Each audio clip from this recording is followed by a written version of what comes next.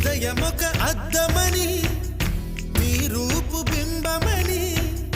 తెలిపేను హృదయం నీకు సొంతమని